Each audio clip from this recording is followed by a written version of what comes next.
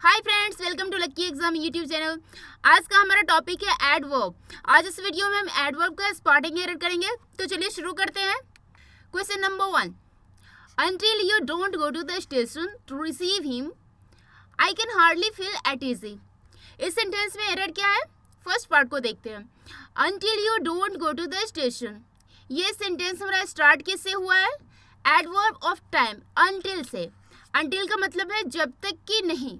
इस वर्ड में ही नहीं का भाव छुपा हुआ है। तो इस क्लॉज में सेंटेंस का जो क्लॉज until या unless से स्टार्ट हो उसमें हमें दोबारा डबल निगेटिव का यूज नहीं करना है। इस सेंटेंस में क्या हुआ है? आगे डोंट का यूज हुआ है। हमने until को यूज किया, उसके बाद हमने डोंट को यूज किया। हम इस डबल निगेटिव का यूज एक ही क्लॉज में कर रहे हैं जो गलत है। तो यहाँ हम डोंट को अवॉइड करेंगे, इसे यहाँ से हटाएंगे तो ये पार्ट हमारा सही हो जाएगा। until के बाद या unless के बाद हमें अफर्मेटिव सेंटेंस बनाना है। until you go to the station, you go to the station, ये हो गया अफर्मेटिव सेंटेंस। तो हमारा एरर पार्ट है A. Answer is A. Hardly I had left home for Bombay when my son, who is settled in Calcutta, arrived without any prior information। इस sentence में क्या error है? ये सेंटेंस थोड़ा बड़ा सा है। एग्जाम में जब भी हमें बड़ा सेंटेंस मिले तो फर्स्ट हम क्या करेंगे, उसको पूरा रीड करेंगे। इससे हमें ये पता चलेगा कि ये सेंटेंस किस टेंस में है। पास्ट की बात हो रही है, प्रेजेंट की या फ्यूचर की। इसको हमने पूरा पढ़ा।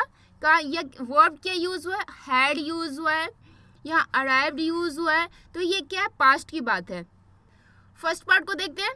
हार्डली से शुरू हुआ। Hardly, scarcely, seldom, rarely, no sooner, ये सब कुछ वर्ड ऐसे हैं जिससे अगर हमारा सेंटेंस स्टार्ट हो रहा हो, ये हमारा स्टार्टिंग वर्ड हो सेंटेंस का, तो उसमें हम इन्वर्सन का यूज़ करेंगे। इन्वर्सन क्या होता है? इन्वर्सन का मतलब ये कि जनरली हम सब्जेक्ट के बाद वर्ब को लाते हैं, लेकिन इन्वर्सन में जस्ट इसका अपोजिट होता है। पहले क्या आता है? पहले हम वर्ब को लाते हैं, उसके बाद सब्जेक्ट आता है। और ये वर्ब क्या होता है? Auxiliary verb. इसमें क्या है? ऑक्सिलरी वर्ब क्या है? हैड। इसके पहले सब्जेक्ट, यहाँ हम पहले हैड को यूज करेंगे, उसके बाद आई को यूज करेंगे। पहले आएगा हैड, उसके बाद I. Hardly had I left home for Bombay. तो ये पार्ट हमारा सही हो जाएगा। माय एरर पार्ट है ए। आंसर इज ए।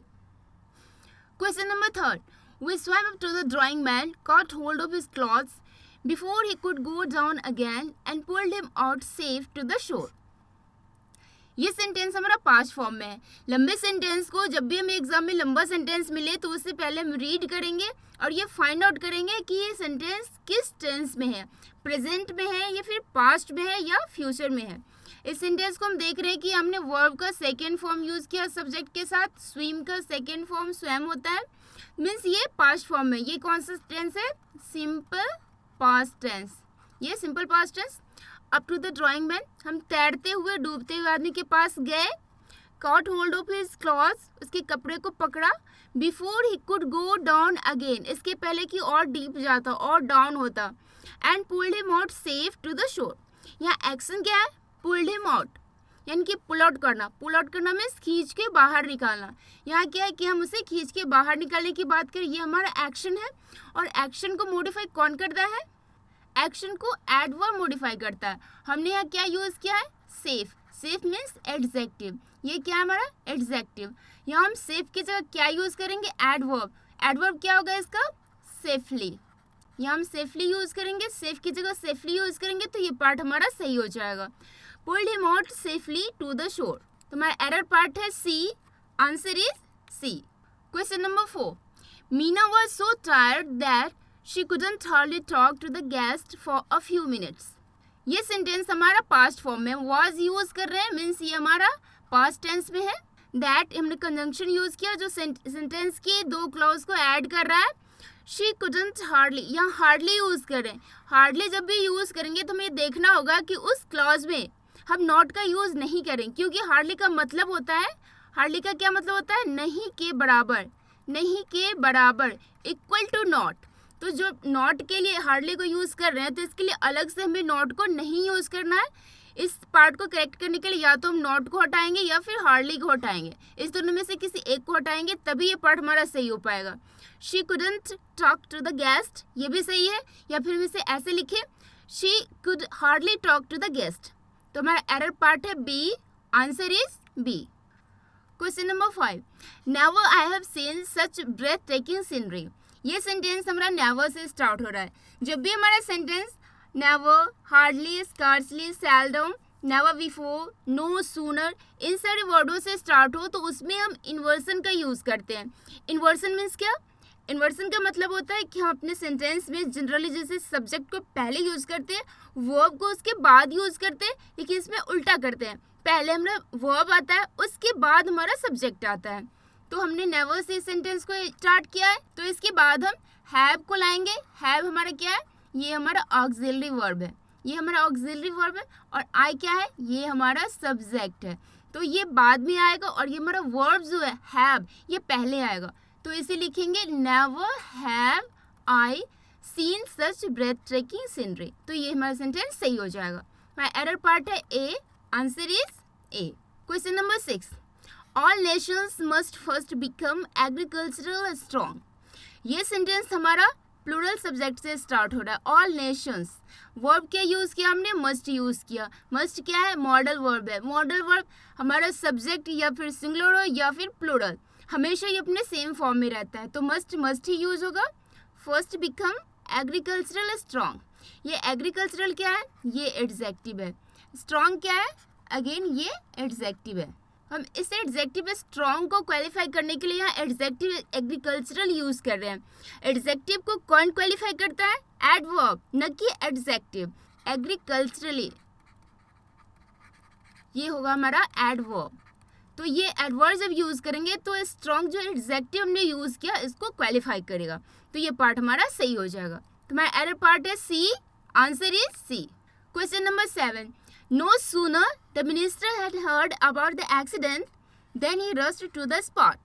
ये सेंटेंस हमारा no sooner से स्टार्ट हो रहा है। यहाँ हम यहाँ क्या यूज़ कर रहे हैं? no sooner। Starting word no sooner, hardly, scarcely, seldom, never, never before, ये सब हो तो उस सेंटेंस में हम इन्वर्सन का यूज़ करते हैं। इन्वर्सन मीन्स क्या? सेंटेंस में पहले हम वर्ब को यूज़ करेंगे, उसके बाद सब्जेक्ट को यूज़ करेंगे। ये सारे रूल्स हमने अपने रूल वाले एडवर्ब की वीडियो में बताया था। आपने अगर नहीं देखा हो तो प्लीज़ ज़रूर देखें। उसे समझने के बाद आपके लिए स्टार्टिंग एरर करना बहुत ही आसान हो जाएगा। इस सेंटेंस में हम नो सूनर के बाद वर्ब को लाएंगे। वर्ब क्या है हमारा? हैड। हैड यहाँ आएगा, उसके बाद मिनिस्टर आएगा। Means no sooner had the minister heard about the accident. यहाँ हम क्या यूज़ करेंगे? हैड, उसके बाद द मिनिस्टर। तो ये पार्ट हमारा सही हो जाएगा। हमारा एरर पार्ट है A, answer is A. Question number 8, he studied so hardly that he was sure of passing। he studied, ये क्या? सिंपल पास्ट टेंस में सब्जेक्ट यूज करें ही, देन वर्ब का सेकेंड फॉर्म यूज करें। ये हमारा सिंपल पास्ट हो गया। so hardly, so हमारा adverb, hardly again adverb use करें। दैट कंजक्शन है he was sure of passing, ये अगेन हमारा पास्ट फॉर्म में है। यहाँ गलती क्या हुई है? यहाँ हम हार्डली यूज कर रहे हैं। हार्डली का मतलब होता है मुश्किल से ही, नहीं के बराबर। यह एक एडवर्ब फ्रीक्वेंसी है जिसे हमने यहाँ यूज़ किया है। इस सेंटेंस में हम बोलना क्या चाह रहे हैं कि उसने कठिन मेहनत किया इसलिए वो पासिंग के लिए श्योर था। लेकिन हार्डली का क्या मतलब कि नहीं के बराबर। तो हम हार्डली की जगह क्या यूज़ करेंगे? हार्ड। हार्ड का मतलब है कठिन। यह एक एडवर्ब ऑफ मैनर है। हार्ड क्या है? एडवर्ब ऑफ मैनर है, इसका मतलब है कठिन। मीन्स उसने कठिन मेहनत किया इसलिए वो पासिंग के लिए श्योर था। तो हमारा एरर पार्ट है बी, हार्डली की जगह हार्ड यूज करेंगे। Answer is B. Question number 9, to the man who worked so hard in the project the news was profound disappointing. Part A में क्या है? To the man who worked, who के लिए हमने verb use किया, work सही है। So hard adverb use किया, वर्ब को मॉडिफाई करने के लिए एडवर्ब यूज किया, ये भी सही है। The news was profound disappointing, ये डिसअपॉइंटिंग क्या है? एडजेक्टिव है। डिसअपॉइंटिंग निराशाजनक, ये हमारा एडजेक्टिव है। इसको क्वालिफाई करने के लिए इसके पहले में क्या लगाना चाहिए? एडवर्ब। एडजेक्टिव को हमेशा क्वालिफायर के रूप में एडवर्ब को यूज करते हैं। तो यहाँ जो हमने प्रोफाउंड यूज किया, ये क्या है? ये एडजेक्टिव है। एडजेक्टिव की जगह हम इसका एडवर्ब फॉर्म यूज करेंगे तो वो क्या होगा? प्रोफाउंडली। प्रोफाउंडली यूज करेंगे। Profoundly disappointing means adverb plus adjective. तो हमारा एरर पार्ट है C, answer is C. Question number 10. He denied that he had not stolen my purse, though I was quite sure that he had। ये sentence हमारा past tense में है। Subject plus verb का second form, ही denied, उसने इनकार किया, मानने से मना किया, कि दैट यूज करें कि he had not stolen my purse. Sentence में जब भी हम जिस क्लॉज में डिनाई को यूज़ कर रहे हैं तो उस क्लॉज में हम नॉट को नहीं यूज़ करेंगे, क्योंकि डिनाई का मतलब क्या होता है, मानने से मना करना, नहीं मानना।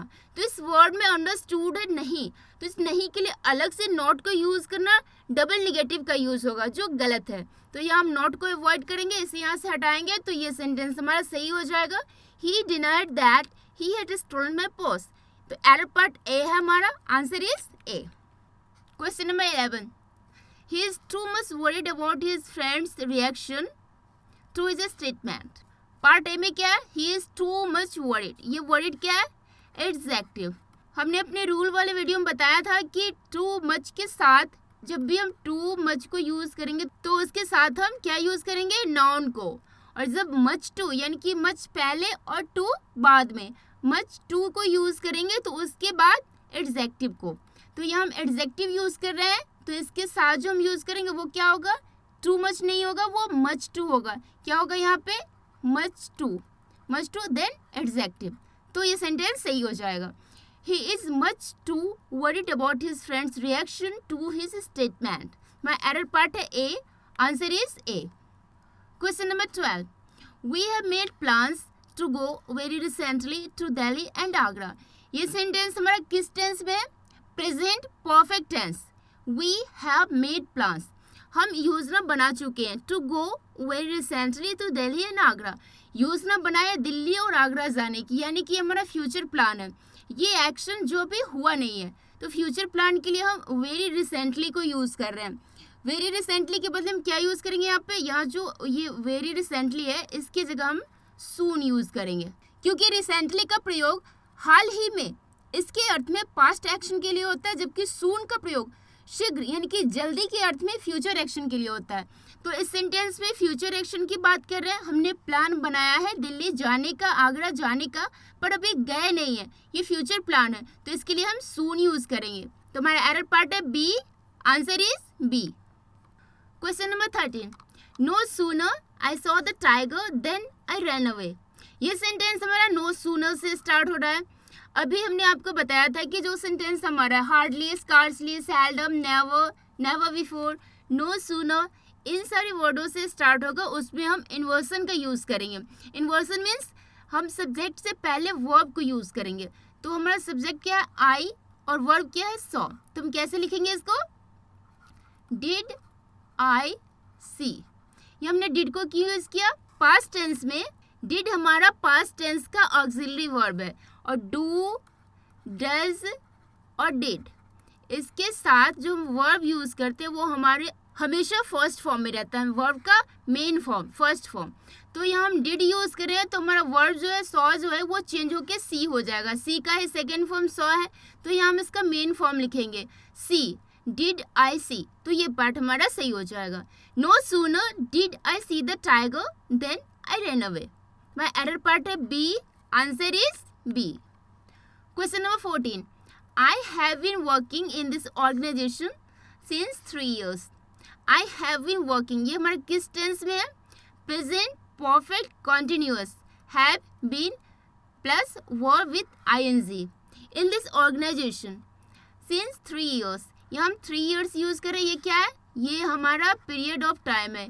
ये क्या है, पीरियड ऑफ टाइम, और इसके पहले हम सिंस को यूज़ कर रहे हैं। सिंस को हम कहाँ यूज़ करते हैं, सिंस को हमेशा हम पॉइंट ऑफ टाइम के लिए यूज़ करते हैं, पीरियड ऑफ टाइम के लिए फॉर यूज़ करते हैं।